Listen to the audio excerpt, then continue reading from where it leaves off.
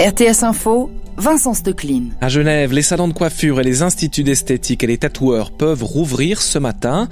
Les activités sportives d'entraînement sont à nouveau autorisées sous certaines conditions, mais les autorités restent prudentes. Les magasins non essentiels restent toujours fermés. Mais le Conseil d'État genevois a l'objectif de permettre aux commerçants et restaurateurs du canton du Bout-du-Lac de reprendre leur activité avant Noël. Les fêtes de Noël, justement, si vous prévoyez de les fêter en famille, il vous faut vous préparer dès maintenant. C'est le message donné hier à Berne par les autorités fédérales et cantonales. Elles conseillent de limiter les contacts, d'acheter des cadeaux à l'avance et de continuer à rester prudent. L'OFSP assure que pour un Noël en famille, le mieux, c'est une pré-quarantaine durant les 2 semaines avant la fête. Sous ces conditions, les grands-parents peuvent même être partis de la fête. Le nombre de cas de Covid ralentit en Suisse depuis plusieurs jours, y compris en Valais, qui se porte de mieux en mieux.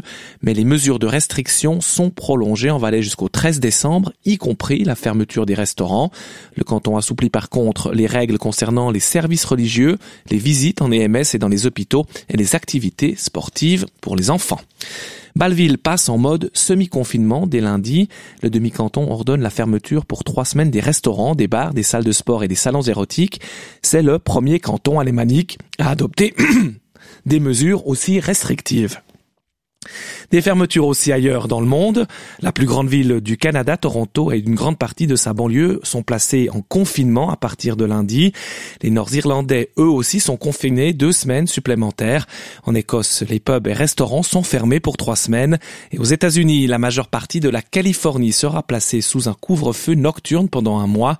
New York a refermé ses écoles et les Américains ont été invités à s'abstenir de voyager pour la grande fête familiale de Thanksgiving jeudi prochain. La tournée d'adieu du secrétaire d'État américain Mike Pompeo, il rencontre aujourd'hui au Qatar des négociateurs des talibans et du gouvernement afghan. Ce matin, une série de fortes explosions ont secoué le centre de Kaboul en Afghanistan, venant notamment de roquettes qui se sont abattues près de la zone verte où se trouvent ambassades et compagnies internationales.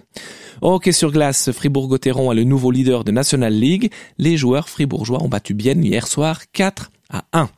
Le soleil sera bien présent ce matin après la dissipation des bancs de stratus sur le plateau et dans la vallée du Rhône. Du gel en plaine ce matin entre -2 et 0 degrés, pas plus de 5 à 8 degrés cet après-midi. La journée de dimanche s'annonce généralement ensoleillée, mais des voiles de nuages élevés couvriront le ciel en deuxième partie de journée, mais le temps devrait rester sec. Le menu du début de la semaine se résume au stratus sur le plateau et du soleil au-dessus. Espace 2.